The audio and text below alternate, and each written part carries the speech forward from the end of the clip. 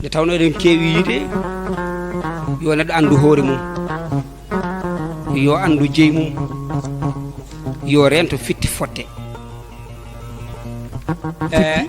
Fitti fotte yo neɗɗo wawa wonde gendiyanke tawi gueɗe tati o anda ɗum. O anda ko jeeyi, o anda ko jeeya, o anda ko renda. Ko jeyɗa ko namto hen duuɗi sappo wata ɓoto ɓoccitade mum. Ka jeeya ko ɗaccana jomum ko ndendoɗa ko nunɗa hen. Kala mo fitti woni fitti fotte o, kala mo fitti fawru mum walla sak mum fotte ene jiggoyo. Kala mo oppi ko jeyino ma hawre ene namtoyo goɗɗo jeeyi. So tawi janggo jam wiyama gadde e jeere pinal taw kañum ala ko addi. Ɗum noon sa dañi baba dañi jarkiji, yumma ko suudu mawno suudu ko heewi, sa dañi mawni radda dañi bibje, sa dañi miñora dañi paɗe koyɗe. Hade men woɗɗoyde Alassane Sarr mi rutto e tiitonde deftere nde en mbi ko leƴƴande e yimiyankagal fulɓe fuutotoo. Leƴƴande en kaali koko yitere dañano huɓindade e nder darde muɗum woni diftade. Yimiyankagal ko karallagal jimol. Fuuta Tooro noon waɗi ko diwanuji 9, waɗi ko Damga, waɗi ko Ngenar, waɗi ko Boseya, waɗi ko Hebbiyaɓe, waɗi ko Yirlaɓe, waɗi ko Laaw, waɗi ko Halayɓe, waɗi ko Tooro, waɗi ko Dimat. So tawi a ummima Damga Sange Lobali ha wiyanma downo Wurdawde Simmali Kane ko ɗo Damga haali ko Mauritanie. Tuggude Yuman Yire ha jowol ɗo wiyete ko Ngenar. Tuggude Guiraye ha Nereyel ɗo wiyete Bosoya. Tuggude Wolum Hatar ha wiyanma Bagodine ko ɗo woni Hebbiyaɓe. Yirlaɓe ko cuuɗi tati: Yirlaɓe Jeeri, Yirlaɓe Ala Yiɗi e Petnaɓe.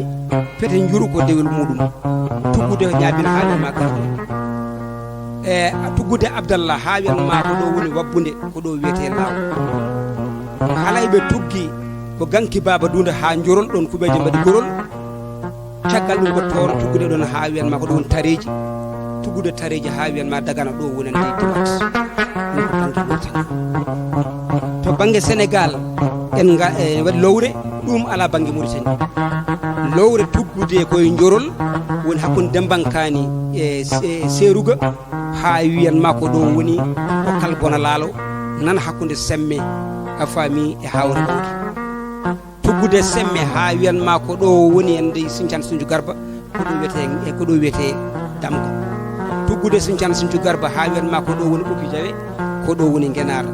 Tuggude Duga ha wiyanma Koylel Tekke ko ɗo woni Bosoya. Tuggude Koylel Tekke ha wiyanma Jamel Hebbiyaɓe ko ɗo woni Hebbiyaɓe. Ene waɗi noon alana Yirlaɓe, alana Hebbiyaɓe. Ɗum woni ko Mbolo Ali, Mbolo Birane Ndiafoɗon, Mbolo Ali Sidi Dia ko Yirlaɓe. Caggal ɗum ko Galoya e Lukki ɗeɗo mbiyete alana. Caggal ɗum noon ha wiyanma ko ɗo woni cangol Gunongol ko ɗo Yirlaɓe kaali. Gunongol ha wiyanma ko ɗo woni Kogga ɗo woni Law. Tuggude Doɗel ha wiyanma ko ɗo woni Tareji ko ɗo woni Tooro. Tuggude ɗon ha wiyanma ko ɗo woni Dagana ɗo woni Dimat. Ɗum noon en woodi Dimat wuro e Dimat diwan, en woodi Pete wuro e Pete diwan. Ɗum noon ɗo banggue ɗum ɗo woni mbiyeten Fuuta Tooro. Joni noon cuuɗen ɗo ko yimoɓe ɗo: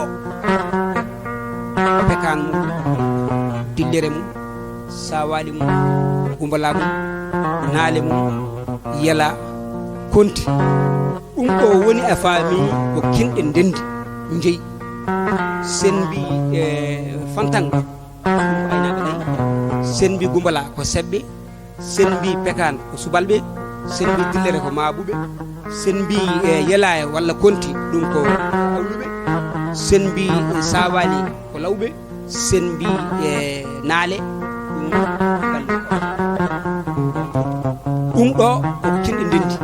Ene woodi noon e nder heen ko ko heeri ko yimɓe fof poti ko wayno leele ko wayno congi woni jimɗi e wañoɓe ene woodi kerole ɗum ko jimɗi raddoɓe ene woodi guri baali ɗum ɗo ko yimɓe fof poti hen kala mone waña ene wawi yimde congi